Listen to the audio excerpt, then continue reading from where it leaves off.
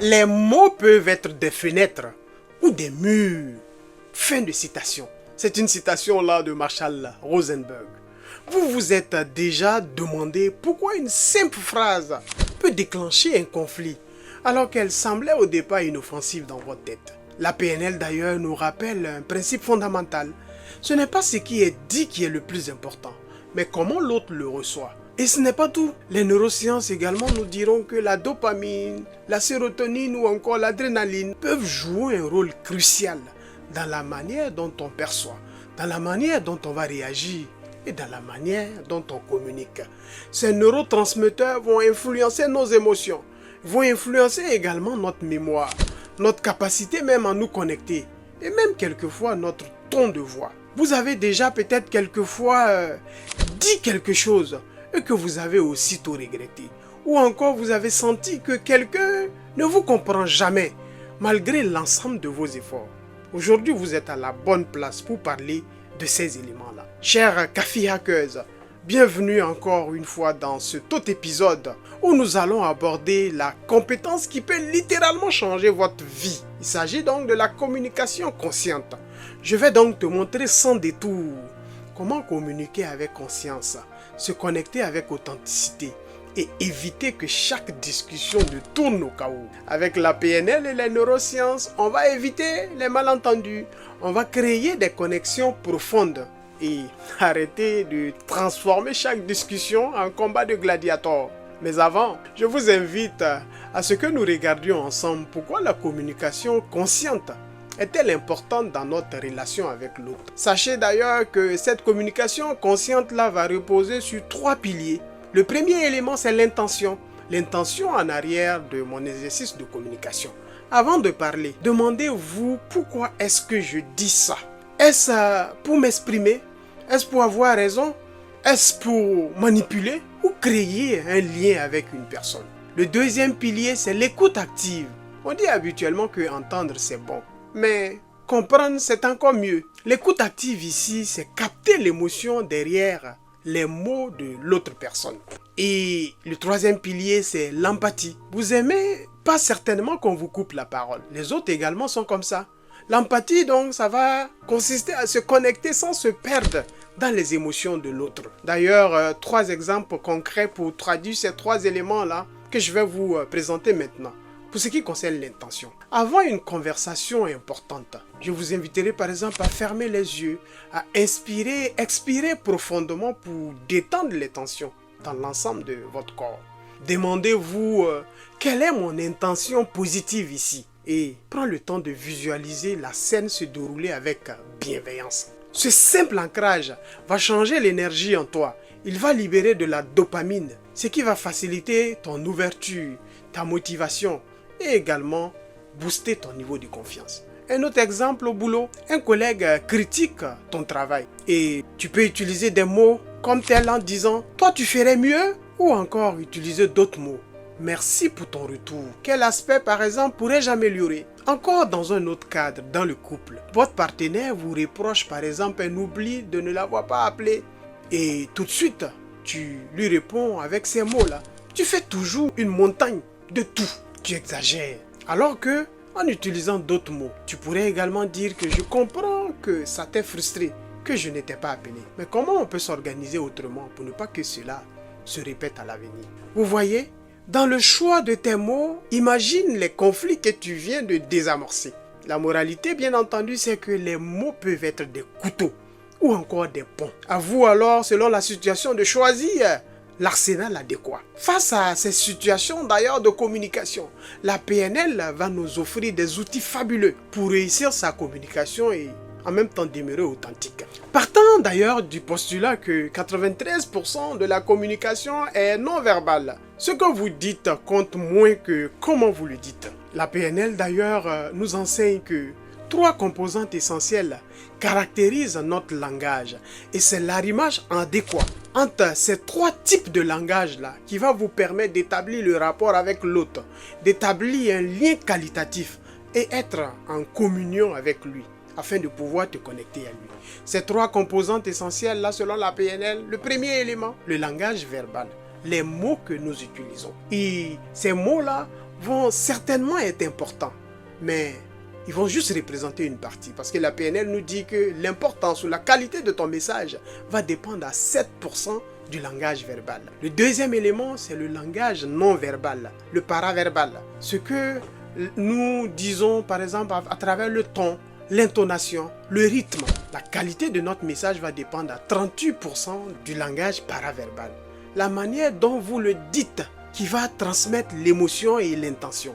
Et le troisième élément, c'est le non-verbal, ta posture, ta gestuelle, ton regard. Et la qualité de ton message ici va dépendre de 55% de cet élément-là. Votre corps parle avant vos mots.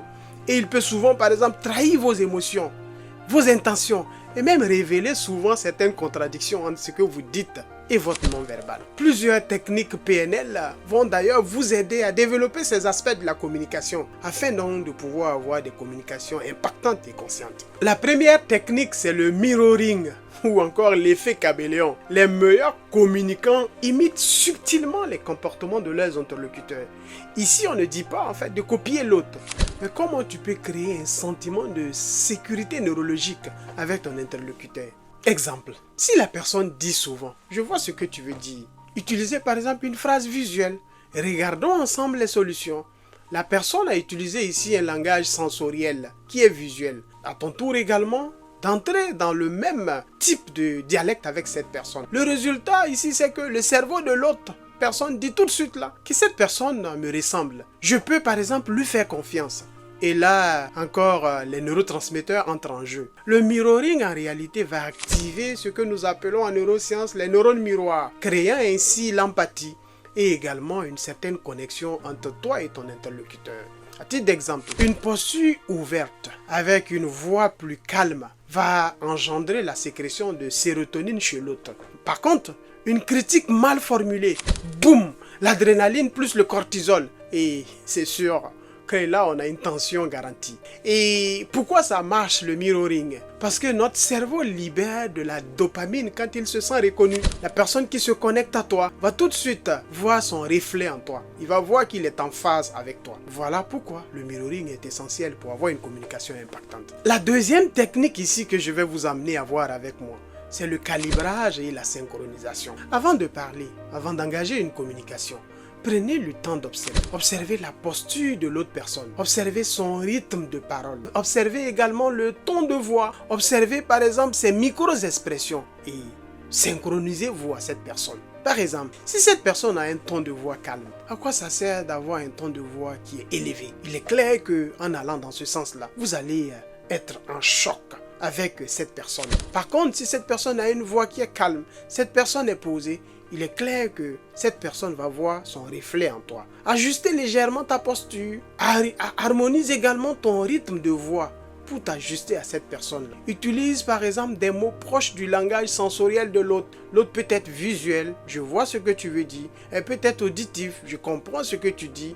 Kinesthésique, je sens qu'aujourd'hui ça va être bon. Objectif, c'est de créer un rapport profond qui active la sérotonine, qui est un messager chimique du lien et de la reconnaissance sociale. Voilà là deux techniques que je te dépose là qui, en l'appliquant, il est clair que tu vas avoir une communication impactante et pouvoir créer le rapport avec l'autre. Je vous invite donc à voir avec moi des techniques avancées en lien avec la programmation neurolinguistique. Donc, la première technique de ces techniques dites avancées pour créer des relations harmonieuses, c'est l'écoute active enrichie. Avant de communiquer ou lorsque tu es dans une communication, prends le temps de reformuler le premier élément. Si je comprends bien, tu veux dire que oui, ça permet de valider l'information auprès de l'autre. Identifie également les émotions de l'autre. Tu sembles être déçu. Valve, poser des questions ouvertes. Qu'est-ce qui est important par exemple pour toi là-dedans? Je prends juste un exemple. Un ami vient te voir tout de suite et te dit que je suis nul. J'ai raté mon entretien d'embauche. Habituellement, nous sommes des motivateurs. Nous aimons donner en fait des conseils. Mais dans ce cas-ci, tu risques de lui dire que t'inquiète, tu en auras d'autres certainement. Non, c'est pas la bonne réponse. Ce que tu devrais lui dire, c'est que je comprends, je te comprends. Mais qu'est-ce qui t'a semblé le plus difficile dans cette situation? Donne la possibilité à la personne de s'exprimer, tu verras. Elle va se sentir écoutée, elle va s'ouvrir à toi. Et juste à te parler, Ça va lui faire du bien et ça va libérer cette personne-là. La deuxième technique dans les techniques dites avancées, c'est la gestion des émotions dans la communication. Il y a plusieurs étapes. Le premier élément, c'est les pauses conscientes. Ne vous engagez pas tout de suite dans une conversation sans avoir pris le temps de réfléchir. Donc la première étape, c'est la pause consciente. Inspirez, expirez, créez un espace entre votre temps de réponse et la question qui vous a été posée. Deuxième élément, exprimez vos besoins. Je ressens. Au lieu de tu es toujours dans telle optique, parlez en utilisant le je. Troisième élément, c'est de valider les émotions. Je comprends que tu sois frustré. Valide ces éléments-là. Il est clair qu'en faisant ça, cela va réguler l'adrénaline en vous et vous aider à rester ancré. La troisième technique dans cet élément-là aussi, c'est la règle des 5 secondes qui va rejoindre un peu l'autre. Avant de parler, posez-vous 3 questions. Est-ce nécessaire? Est-ce bienveillant? Est-ce utile? Sinon, silence. Et ça aussi, c'est une vraie compétence. Oui, garder le silence quand il faut. C'est une compétence également en communication. Voilà l'ensemble des techniques que je voulais te déposer aujourd'hui. Je vais tout de suite t'inviter à aller pratiquer un exercice avec moi. Un exercice de synchronisation et de calibrage. L'objectif ici dans cet exercice-là, c'est de créer un lien authentique grâce d'abord à l'observation et à l'ajustement. Donc la première étape, je te dirais de choisir un partenaire. Ça peut être un collègue, un proche ou ton époux ou ton épouse. Étape 2, c'est de calibrer cette personne. La calibration va consister donc à observer la posture de la personne. Observer sa respiration, son ton de voix, ses gestes, ses micro-expressions.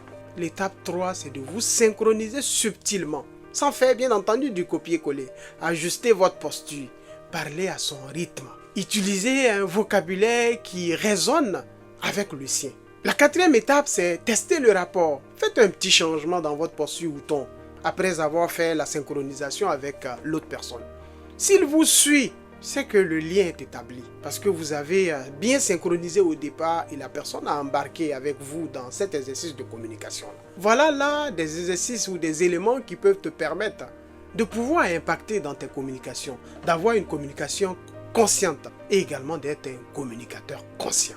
Oui, voilà donc l'ensemble des techniques que je voudrais vous partager aujourd'hui. C'est sûr que ça fait beaucoup de techniques, mais en même temps, vous avez le choix justement d'utiliser plusieurs de ces éléments-là afin de développer vos habiletés. C'est d'ailleurs la raison pour laquelle je vais vous laisser avec un plan d'action qui va vous permettre de devenir un communicateur conscient. Le premier élément de ce plan d'action-là, c'est de pouvoir clarifier votre intention avant chaque conversation. Ne vous engagez jamais dans une conversation sans avoir formulé votre intention. La deuxième chose, c'est de pratiquer la reformulation dans vos échanges. Rassurez-vous de valider si l'autre a bien compris le message que vous souhaiterez passer. Parce que comme on l'a dit, c'est pas ce que vous dites qui est le plus important, mais comment l'autre l'a perçu. Faites alors la reformulation. Si je comprends bien, tu voudrais dire, donc en d'autres mots, essayez donc de traduire la façon dont vous avez reçu les mots pour pouvoir les valider. Donc après la clarification de son intention après chaque conversation,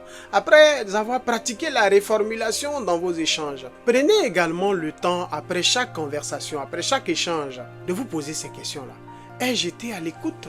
Ai-je respecté l'émotion de l'autre? Vous verrez, rien qu'à ces 3 éléments-là, vous allez développer des habiletés qui vont vous être utiles dans vos exercices de communication. Et en terminant, je dirais ceci. On ne voit pas le monde tel qu'il est. On le voit tel que nous sommes. C'est une citation de Anaïs Nin. La communication consciente, donc, ce n'est pas de la magie, même si ça pourrait ressembler à de la magie. C'est des habiletés qu'on peut acquérir, des habiletés qu'on peut développer. En appliquant donc l'ensemble des techniques que nous avons partagées aujourd'hui, vous allez certainement réduire à environ 80% des conflits et vous allez booster vos relations professionnelles et même personnelles. Et rappelez-vous, ces neurotransmetteurs-là que nous avons vus avec la neuroscience, la dopamine qui va renforcer la motivation, la sérotonine, l'adrénaline, tous ces éléments-là qui sont importants pour pouvoir créer la connexion avec l'autre, pour créer le lien avec l'autre, vont être importants dans notre communication de tous les jours. Alors, dans le prochain épisode, on parle de comment hacker son énergie physique et mentale pour maximiser son potentiel. Je vous invite donc à vous abonner pour ne pas manquer cet épisode-là qui va vous aider à recharger votre batterie mentale et physique afin de reprendre le contrôle sur l'ensemble des défis auxquels vous faites face maintenant. Donc, merci d'avoir été là jusqu'à la fin. Donc, n'hésitez pas à le partager, à commenter, et afin d'embarquer d'autres mondes dans ce voyage de transformation que nous avons débuté depuis déjà plusieurs semaines. Allez, au plaisir.